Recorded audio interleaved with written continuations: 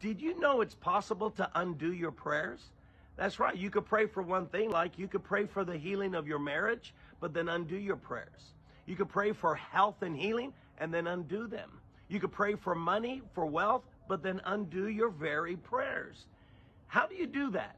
Well, here in Psalm 141, listen to this, verse 1. I call to you, Lord, come quickly to me. Hear me when I call to you. May my prayer be set before you like incense. May the lifting up my hands be like the evening sacrifice. You might remember the Apostle Paul says, lift up holy hands to the Lord in prayer, right? Without disputing, without doubt. So how do you undo your prayer? Notice the next verse, verse 3. Set a guard over my mouth, Lord. Keep watch over the door of my lips. How do you undo your prayer? Simple. You do it with your lips. You say, what do you mean by that? All right, let's say you're asking God to save your marriage and heal your marriage and touch your spouse. But then after you pray for that, what do you do with your lips? Oh, Lord, you're not answering. My husband is so terrible. My wife, I just can't believe how rotten she is. I don't think anything is changing. You know what you just did? You're asking God to save them, asking God to touch your marriage, but then with your lips, you speak just the opposite of your prayers. Another example, you pray for God to heal you or heal someone.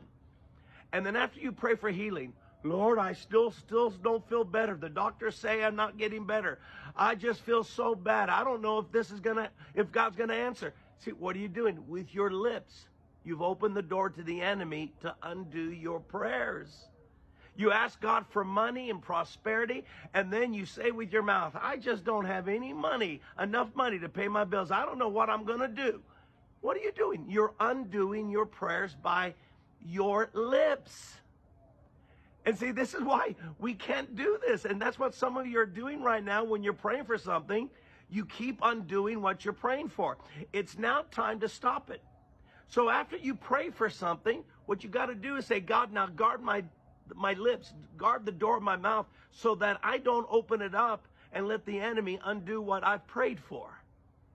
So quit talking negative after you prayed for something. Quit talking doubt and unbelief after you prayed for something. Quit complaining about your spouse when you're asking God to change them. And you pastors, quit talking about how people don't want to go to your church anymore, and yet you're asking God to grow your church. Friend, you can't keep undoing your prayers by your lips. Stop it. And when you stop it, you're going to see that God's going to answer your prayers as you maintain a positive confession of what you're asking God for.